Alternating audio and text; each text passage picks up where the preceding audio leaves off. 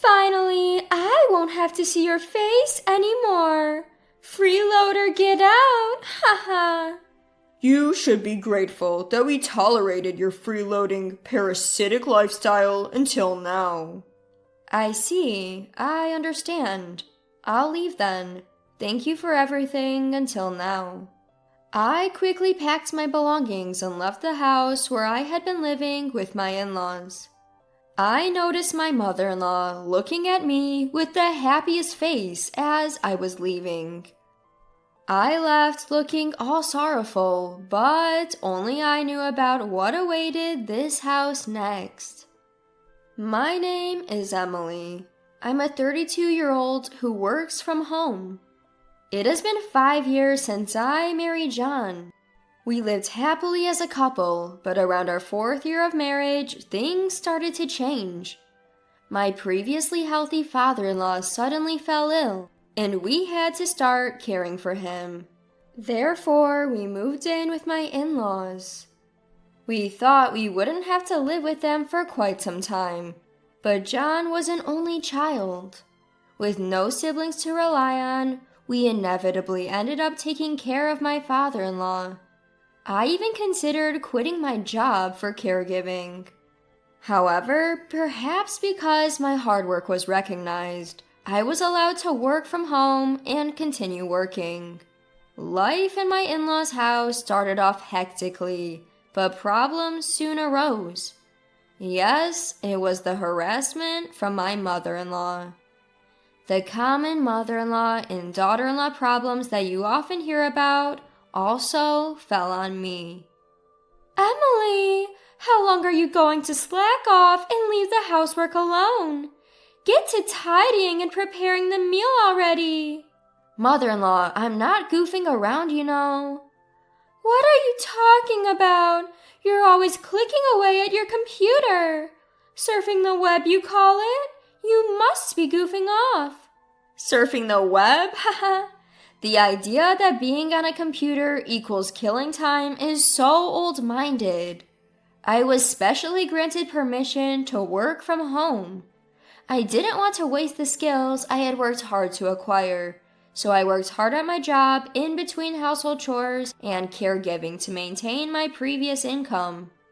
And it was gratifying when, after about 3 months of desperate effort, I was able to restore my income. The reason why I had to work so hard was because, frankly, it was difficult to get by on John's income alone. Finally, we're going to have some leeway in our lives. I want to save some money. That's what I thought, but for some reason life became harder. It felt like our savings was only decreasing. I wondered why, and when I checked our expenses, it turned out that John was splurging a lot. And I also found out that my mother-in-law was also splurging quite a bit. John has always been a show-off, and he often treats his colleagues to lunch. But recently, he's been using our credit card to treat many colleagues at parties. Of course, if you spend more than you put in the house, it's bound to decrease. My mother-in-law, for her part, takes up multiple hobbies at the invitation of her friends, and she unhesitatingly uses money for class fees and expenses for socializing. With both my husband and my mother-in-law throwing housework and caregiving duties at me, and splurging as they please, I couldn't take it anymore. As I was covering all the living expenses with my income and couldn't even think about saving, I became anxious and decided to talk to my husband and mother-in-law. Both John and mother-in-law, you seem to be spending a lot of money wastefully lately. We're going to run out of savings at this rate, so could you please hold back a bit on spending? Upon saying this, my husband John and my mother-in-law strongly rebutted. You think I wouldn't care if my colleagues see me as a stingy man?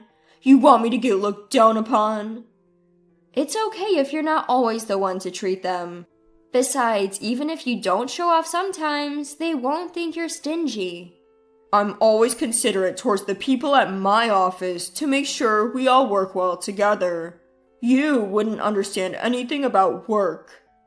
It's fine to treat your colleagues to lunch, But how does taking your colleagues to a girls' bar on your dime relate to work?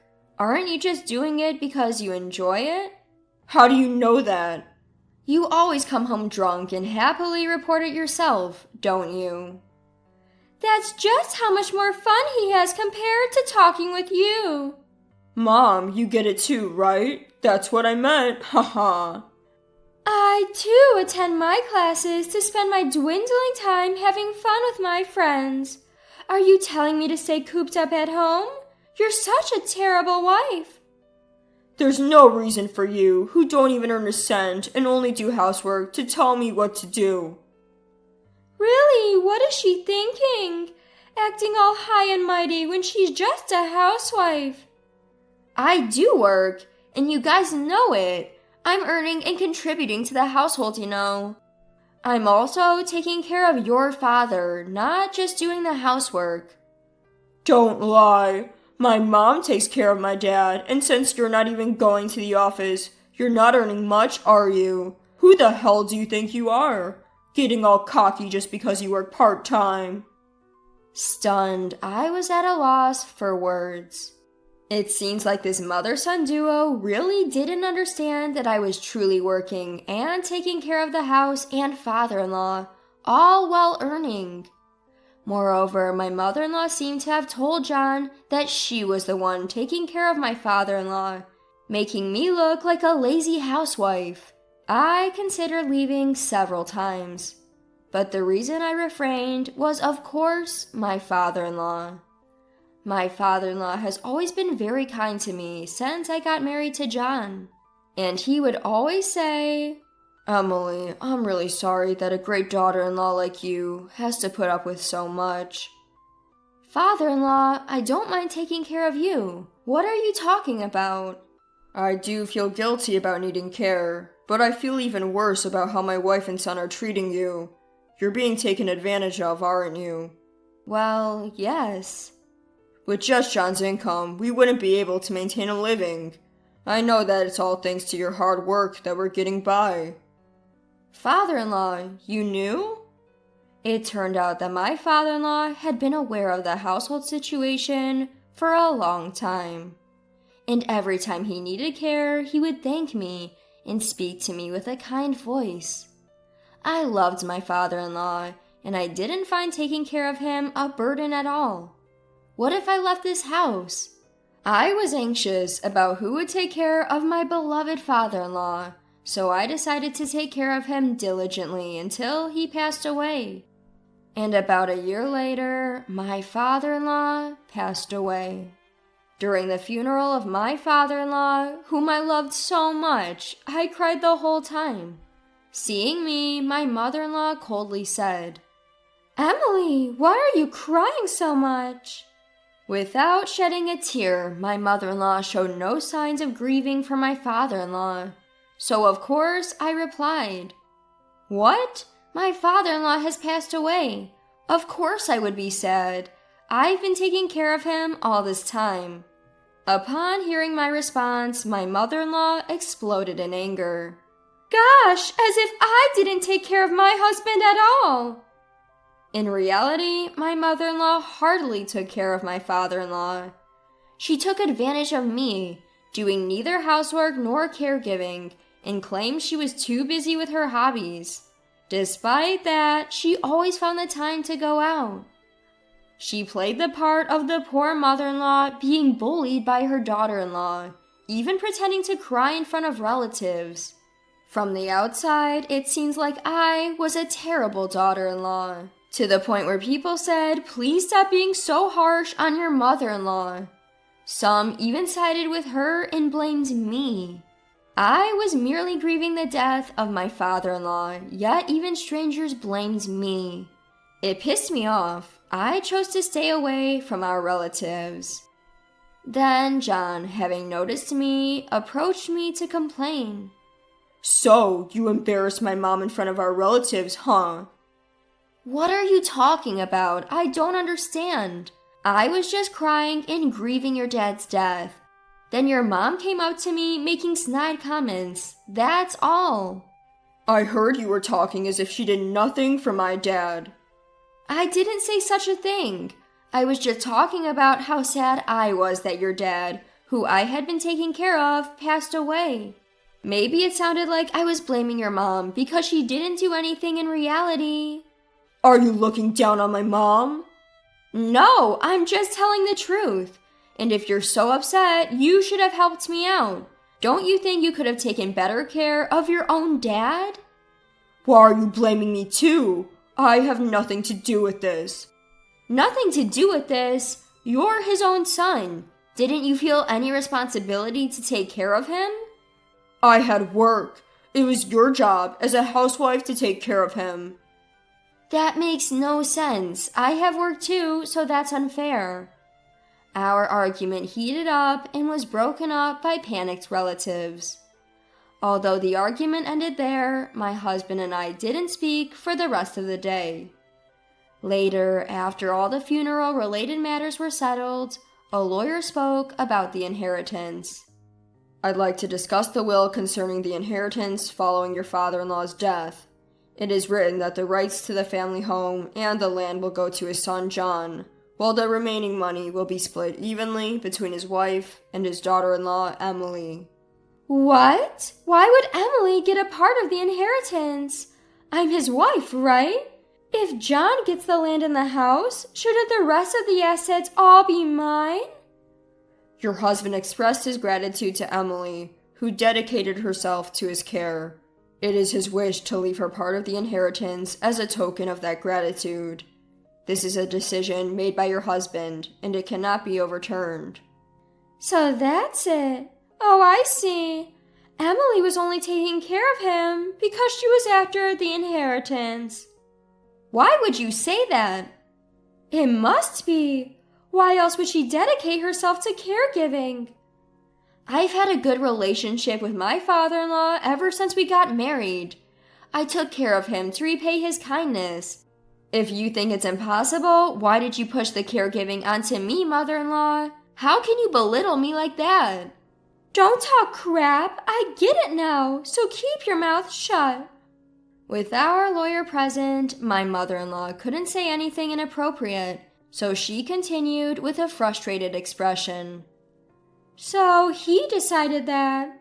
Well, it's a token of appreciation for caregiving. I guess there's no other way. Then the lawyer continued with the discussion. May I continue?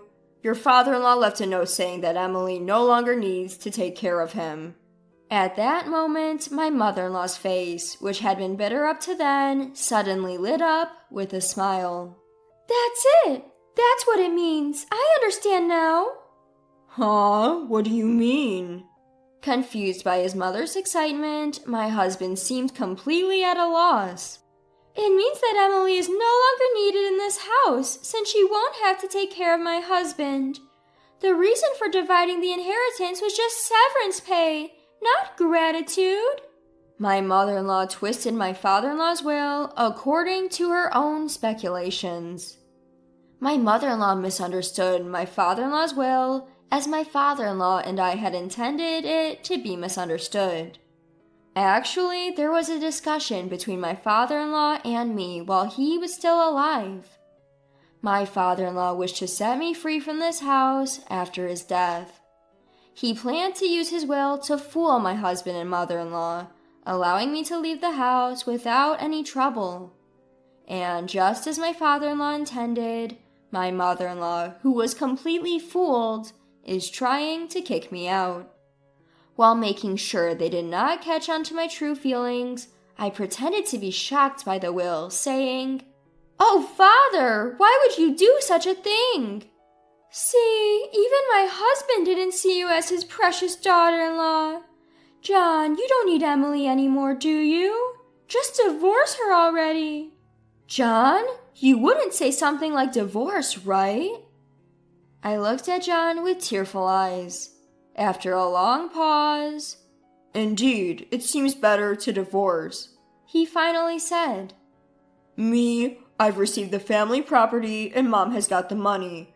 I don't need to worry about care in the future, and I won't have any trouble with Emily. What?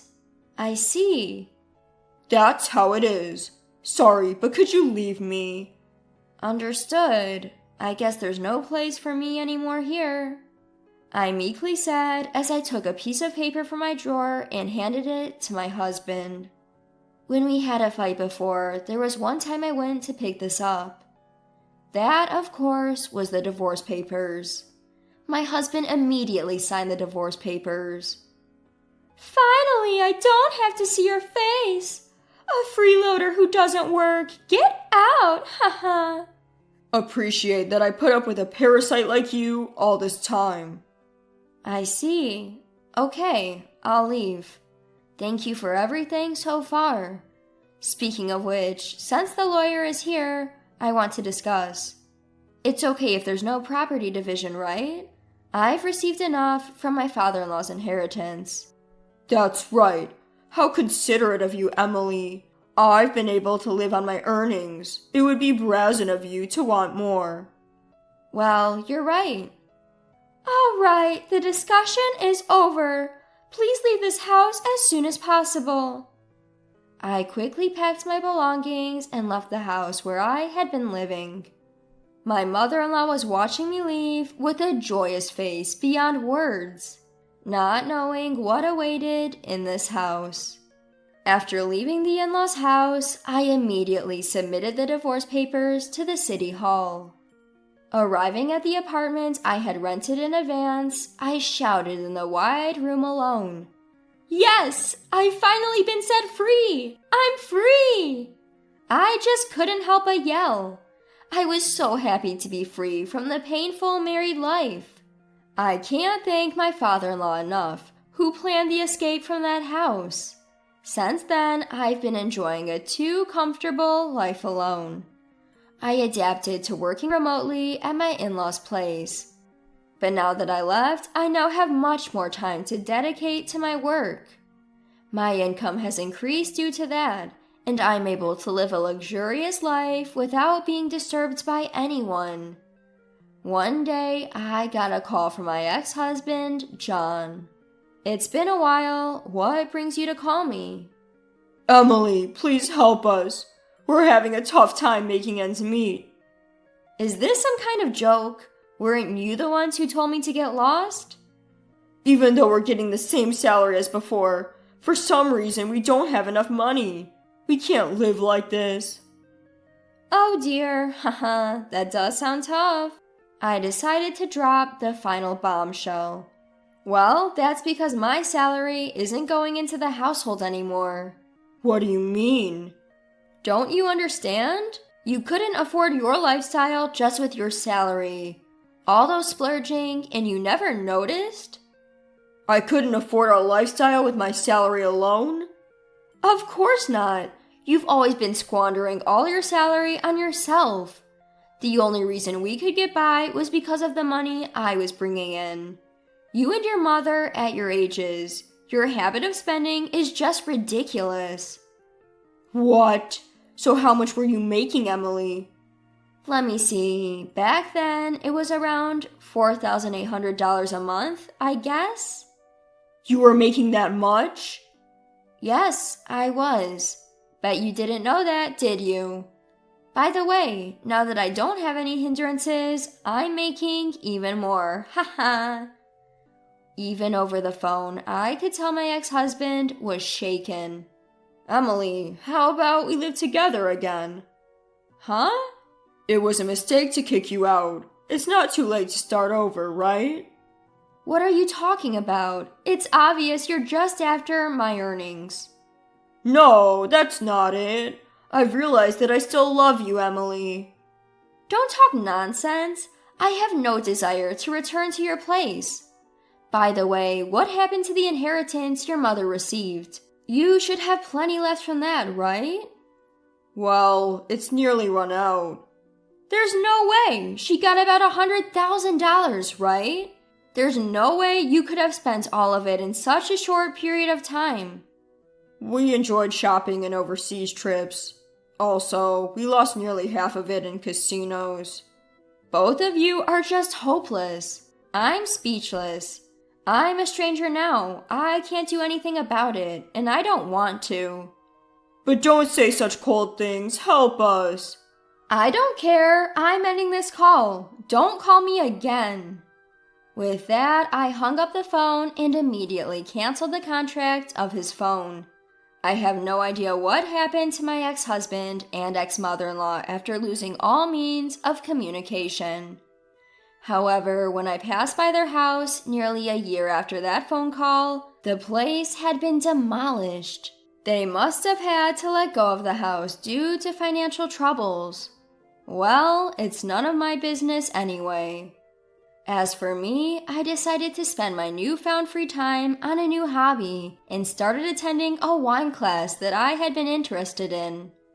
There, I met a man 2 years older than me who was actively pursuing me. After a year and a half of dating, we got married. He's a humble and warm-hearted man who is a rising star at a well-known company and earns a high salary. He respects my work, and we have a happy married life where we respect each other. Lately, I've been thinking that perhaps this reward was a gift from my father-in-law. Next week, let's go to the vacation home and have a barbecue. When Dad said that, our family was thrilled. The vacation home is an hour-and-a-half drive away. I always enjoyed the drive there, and going to the vacation home was always something to look forward to. People might think we're rich when I mention the vacation home, but my parents bought it during the so-called bubble era. I don't know much about it, but apparently back then it wasn't just the rich who bought vacation homes. It was common even among ordinary people. Dad, let's go fishing. Going fishing with Dad in the nearby river was a tradition when we went to the vacation home. Meanwhile, Mom and Melissa would play in the river or relax at the vacation home. This vacation home, which our family often visited, was filled with memories. I remember the time I drove my parents there as an adult. They were both moved. But then, Mom passed away from illness, and 3 years later, Dad followed her. They were a loving couple, so I think they must be living happily together in heaven. With that thought, I am riding my motorcycle to the vacation home after a long time. My name is Casey. I am a 30-year-old clerical worker. I love motorcycles, and since getting my license, I often go touring.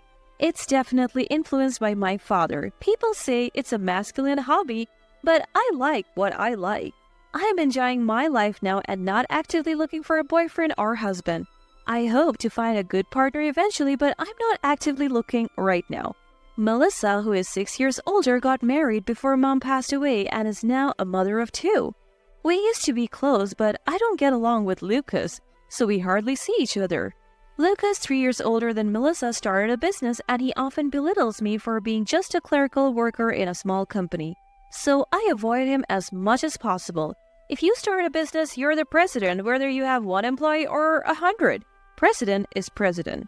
Whether it's pride or something else, I often hear him say, "I am the president." Well, it doesn't matter to me. But then, something happened that I couldn't ignore. It was about 6 months before my father passed away. His chronic illness worsened and he was hospitalized. Living close to my parents' house, I often visited and watched over my father.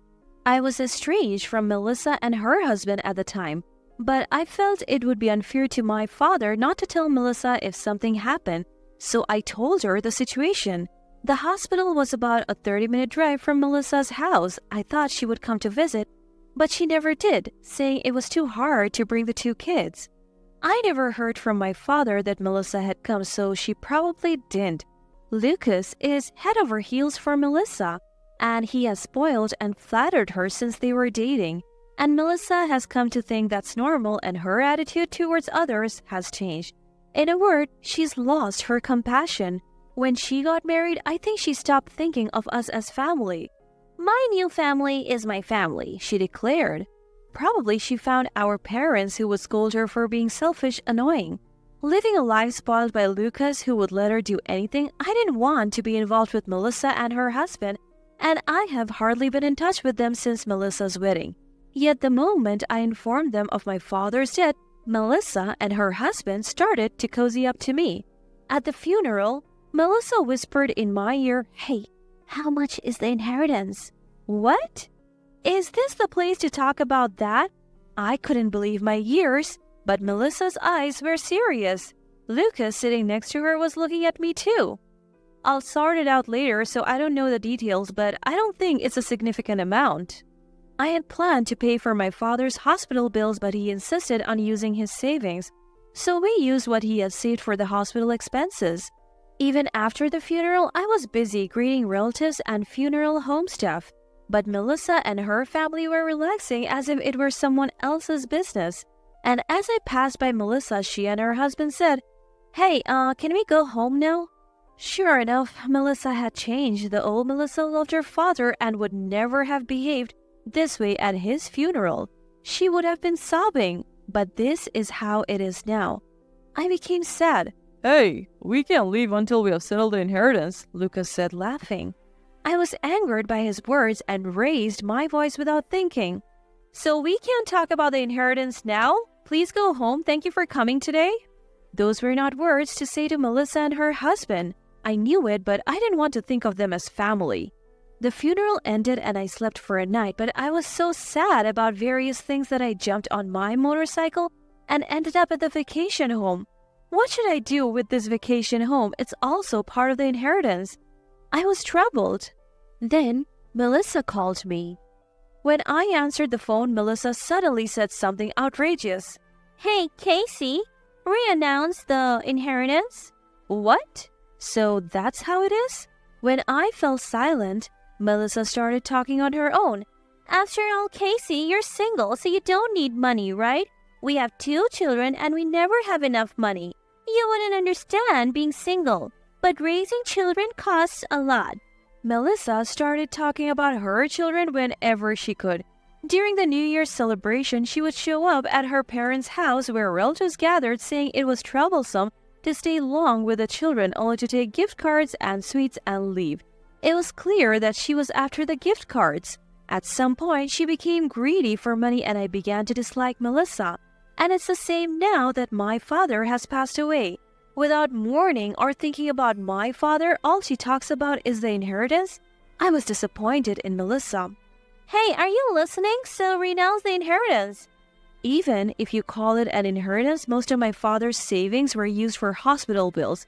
So it's just the house and the vacation home. Besides, before I could finish, Melissa cut me off. "All the more reason. If Casey renounces it, it will help us." There is no use talking to her anymore. "But what will you do with the family home and the vacation home? You won't live in them, Melissa. Will you go to the vacation home for fun?" "You know, my family home is in Atlanta and no one lives there anymore, so selling it could make some money. As for the vacation home, I wonder what to do with it." "I really wish you wouldn't sell the vacation home. It's filled with family memories." "Casey, always talking about family. That's why you're not married yet." I was irritated by those words, but I somehow held back and continued. "But lately, vacation home seems to be in demand, so maybe it could sell for a high price. It even has hot springs, so there must be many people who want it." "Really? So if we sell that vacation home, we'll be rich?" I could picture Melissa's excited face. I thought for a moment and decided to renounce the inheritance, but with one condition. "Hey, how about you prepare the memorial service, Melissa? And if you plan to sell the house, use that money for the preparation." "A memorial service? Oh, okay. So you'll renounce the inheritance then?" Melissa's voice brightened. I was hesitant, but as a single person, I rarely visit the vacation home.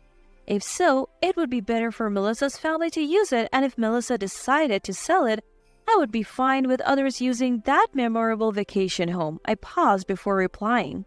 "Gladly." So I decided to renounce the inheritance and return to my usual life. A year passed since my father's death.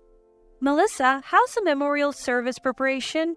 "Casey, why are you contacting me now? Why are you angry?" "You've been ignoring my calls, Casey." "Huh? Misunderstanding? Oh, right. I changed my mobile number." I had changed my number since my father's funeral, wanting to cut ties with Melissa and her husband. Of course, I hadn't told Melissa, so she couldn't contact me. I just called to check on the progress of the memorial service. "So, is the memorial service ready?" "Huh? There's no way I could do it. I have 2 kids to take care of. You're single and free, Casey. You do it. I sighed. You promised back then, didn't you? This isn't what we agreed on. That's my line. What? What do you mean?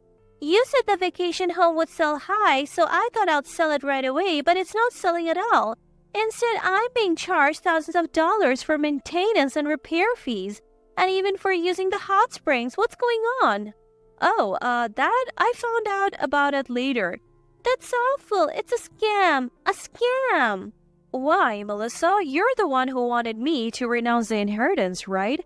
I said it might sell high, but that was just an amateur opinion. I didn't know if it would actually sell, but the family home sold, right? Oh, well, yes, Melissa stammered. That means the family home must have sold for a decent amount. Then use that money for the vacation home expenses and keep it for family use.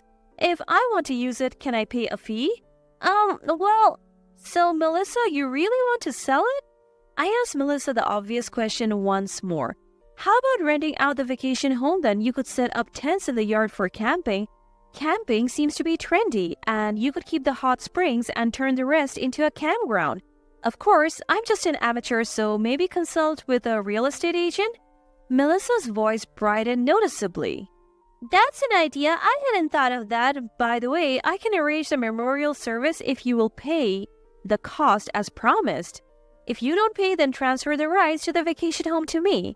I don't really expect her to transfer the rights to me now, but I had to say it this way, or Melissa seemed likely to break her promise.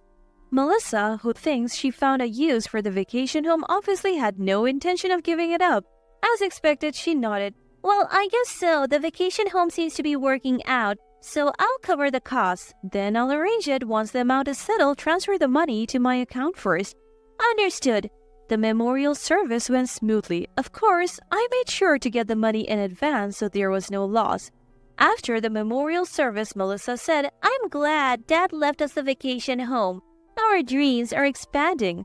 Lucas chimed in, Our future is secure now. I'm grateful to father-in-law. He never showed any gratitude before, but he says it now. I didn't want to be involved anymore, so I handled the conversation formally and left quickly. 3 months later, my mobile phone rang.